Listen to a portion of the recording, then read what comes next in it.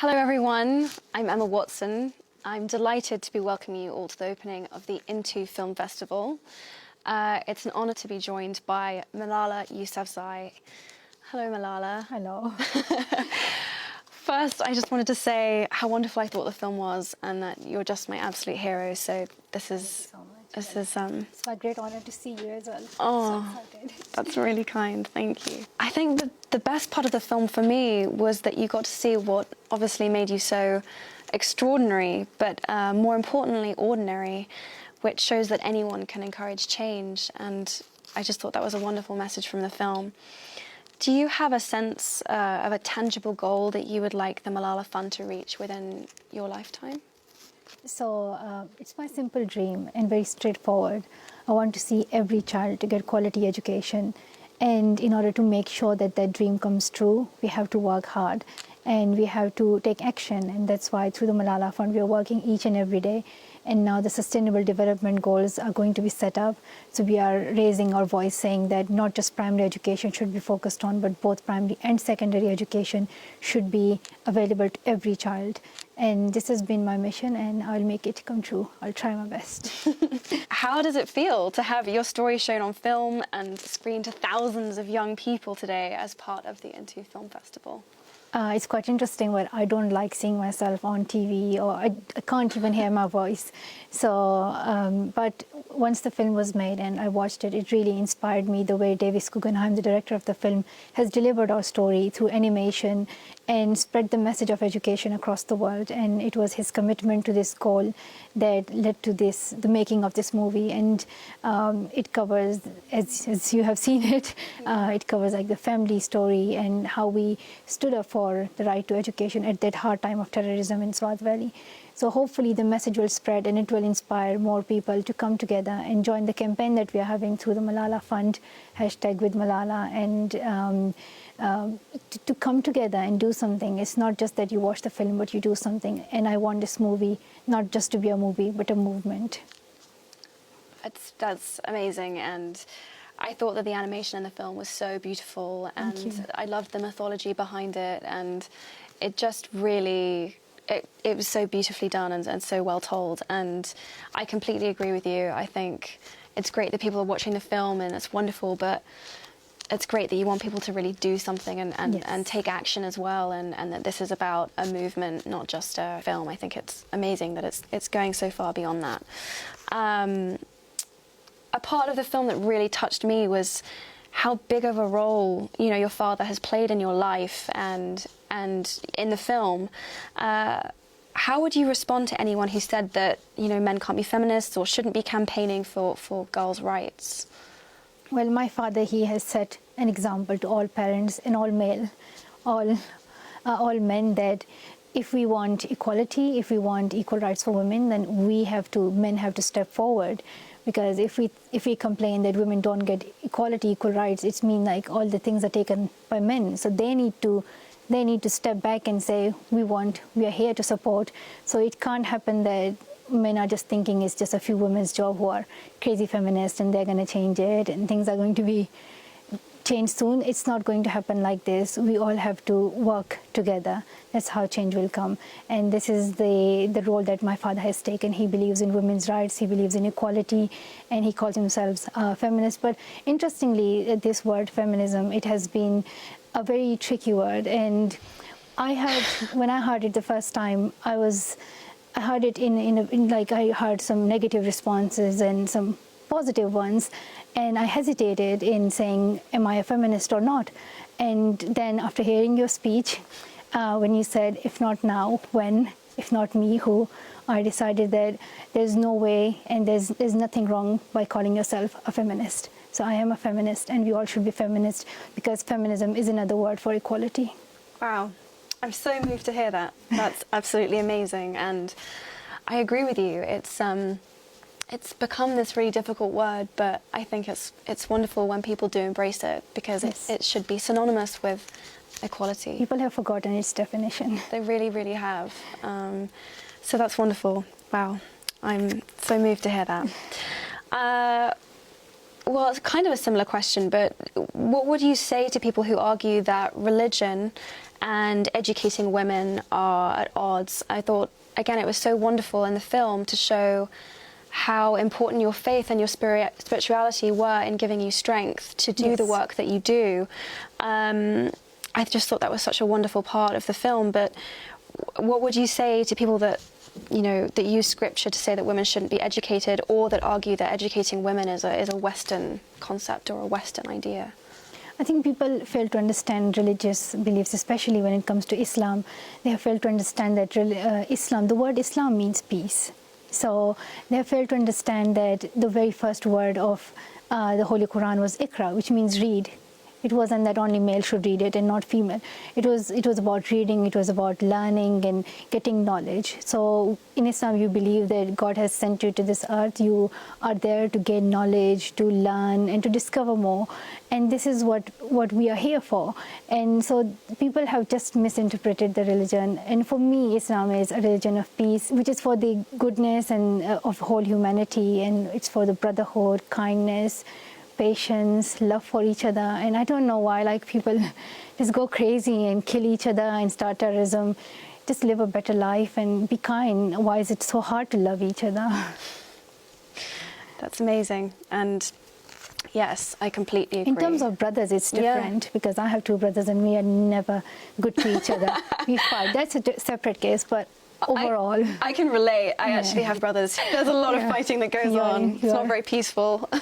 All my prayers are with you. Yeah, tough for the parents. I was wondering, are you excited to see Hillary Clinton, a woman running for president in the US? Well, I don't really have any views about, like, I don't really know.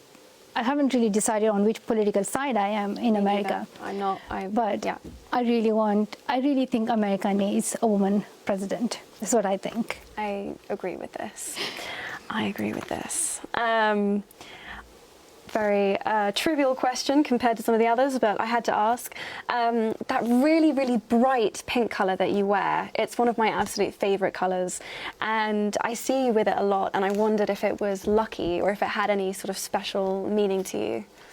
I don't know, but I have always liked pink colour, and when I was going to the UN speech, I wore pink that day. I don't know why. And so yes, and now the film is all pink, orange too. And pink, so pink is everywhere. Yes, must be a thing. I feel it's nice because I get the impression that you're someone who is generally sort of shy, that is struggling with all of the attention that's being thrust on her, but I thought it was wonderful that you'd chosen this bright colour, which meant that you wanted to be seen and you wanted to spread your message in spite of that, and I thought that was wonderful. Thank you. As a big book fan, I have to ask you, what was your last favourite book? Was there anything that you read in the last year that you just fell in love with? Right now I'm reading A Thousand Splendid Suns by Khalid Hosseini, and it's just beautiful. Everyone should read it. It's a wonderful book. I've also read this book. It's an amazing book. I just can't explain it. It's like the best book. Read it. I was curious what the thing you found the strangest about England compared to Pakistan was or would be. So in our books we studied that there are 4 seasons, and in Pakistan we had 4 seasons, but in the UK I just found there was 1 season, and there was always winter. That was quite surprising. Then another surprising thing was that in the UK people follow traffic rules. Which is quite surprising in our country. Maybe in a few cities people are nice, but in the rest of the country no traffic rules at all. So that was quite surprising. But then more than that, it's the love of people and how they have given so much support, and I have never felt like being from another country. It's just, I have so many friends here, and all the teachers in my school, they have been supporting me and keeping me like a normal girl, and that's what's really good, and I love it. Yeah, I'm gonna stay here. Okay, I'm glad to hear that. I'm really glad to hear that, because I know you have to deal with being famous, and I was going to ask you what I sometimes get asked, which would be what you would do if you could be anonymous for a day. And then it stopped me dead in my tracks, because I realised exactly what you would do, and it really struck me, what you've sacrificed for your ideals and your dream and this movement, and it made me really emotional, actually. And so I just wanted to thank you again for being who you are and for being so brave. So other than going home, is there anything that you like the idea of doing if you had magical powers and you could be invisible for a day, what you would do? Well, I haven't gone back to Pakistan for 3 years since the attack, and I would love to go back to my country. And it's just to achieve the goal I have, because sometimes people feel like I've got the Nobel Peace Prize and the book and the film they are released, and like there's nothing else that I need. But people fail to understand that my goal, which is to see every child going to school, hasn't been achieved yet, and that's what I want to see come true. And it's really important that we come together and we support each other. This is about the future of all those 66 million girls who cannot go to school right now. It's about our future. It's going to affect every one of us. If so many children are out of school, they don't get education, and they have, girls especially, they have potential, they can contribute to society. If you are stopping half of the population not to come forward, how can you think of progress and achievements? So it's important that we think it's our responsibility to participate actively in bringing change. It's we who can bring change. 66 million girls is such a huge number. It's such a massive number to think about that can't go to school at the moment. So those are my questions. And I know that very sweetly we have questions from members of the audience, which is brilliant. So I'll stop taking up all of the time.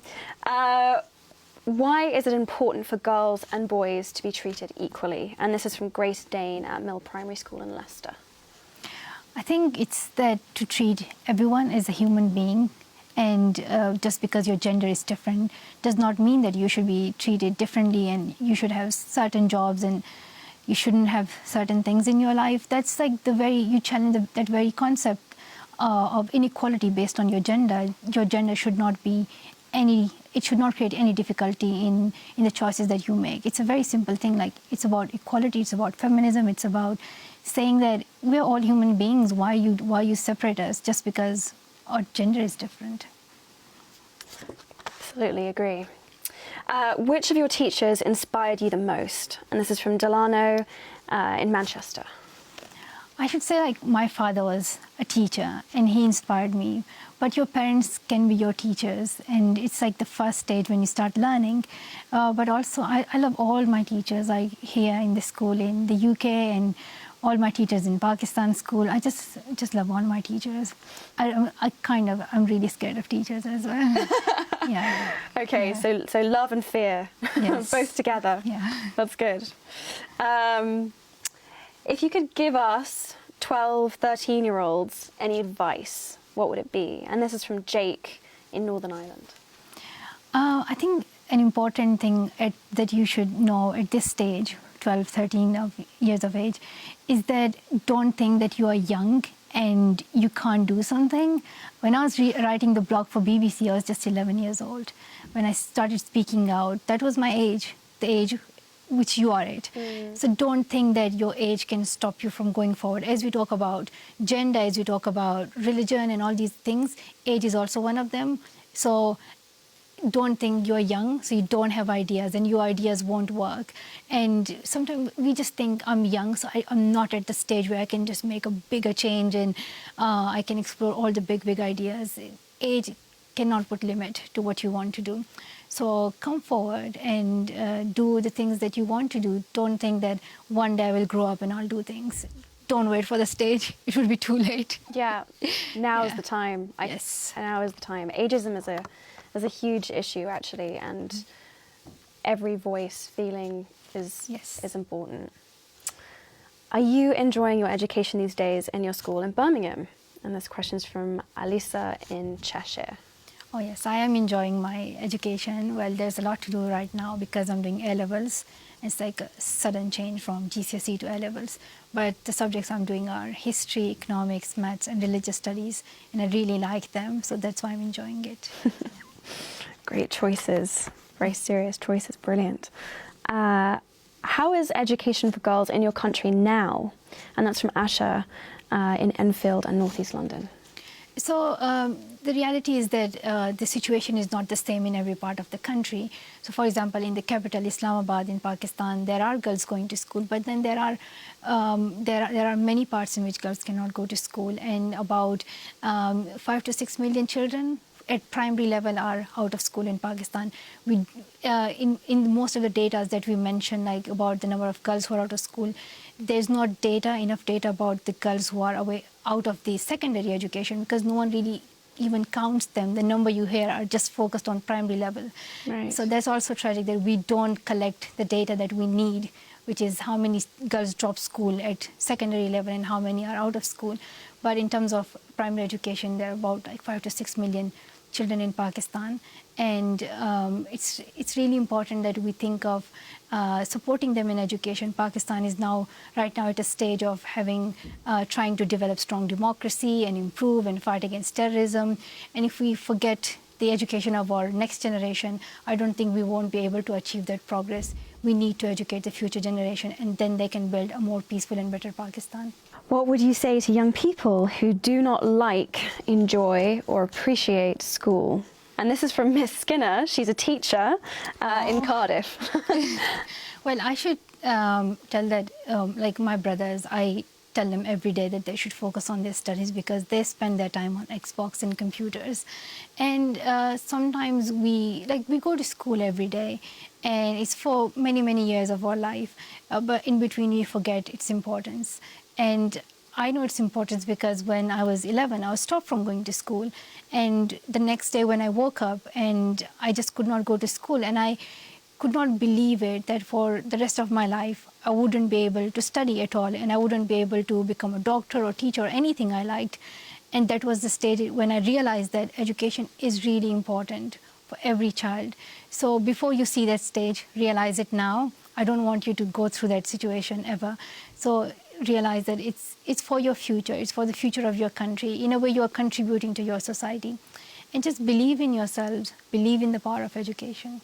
I think it's very easy to take for granted, and Yes. is actually a gift. What do your younger brothers think about your efforts? And this is from Artem in London. Well, they're really annoying, and they fight with me all the time. However, they're sometimes nice, and sometimes they think I'm doing good work. Yes. Well, that's good. Sometimes. Yes. At least sometimes. That's something. My brothers are the same, by the way. What were your feelings when you had to speak publicly for the first time in front of presidents and prime ministers? And that's from Mariam in Manchester. I think I should say I feel really scared in school, speaking in school.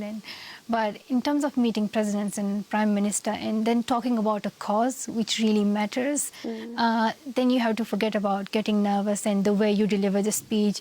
Forget all those things and say what's in your heart. Do not hesitate. When I was meeting the president of Nigeria to talk about the girls who were abducted by Boko Haram, I said it very clearly that what are you doing? What have you done so far? Because 3 months had passed and the president had not even met them. And then he announced that he will meet the parents. So this is, you say it clearly. Why to hesitate? Why to stop yourself? And like if it was meeting the president of America, Barack Obama, or anyone, I say things very, very clearly because it's not for me. It's for children and their future. It's great that you see it as something which isn't. It's personal, obviously, but it's so much bigger than that. Yes. And you use the power and the strength of that to really, push away any nerves, which is great. How did you find the filmmaking process, and what did you learn from it? That's from Olivia in East Lothian. It was very long. It covered the 2 years journey of my life, and like going to Jordan and to speak out for the Syrian refugee children, going to Nigeria and Kenya and giving speeches, meeting world leaders, which also tells the story of our family. So it was a great experience working together with Davis Guggenheim, but at the end I didn't know what am I going to see at the end, and the way that he made it was very beautiful, especially the animation. Because I was wondering how is he going to tell the story of my father, my mother, and our past, and he has done it very well. What do you plan to do next to further promote equality? And that's from Mavis in Middlesex. Well, it's so as I said, I have this fund, the Malala Fund, and through that I'm working for education, for equality, and to ensure that girls go to school.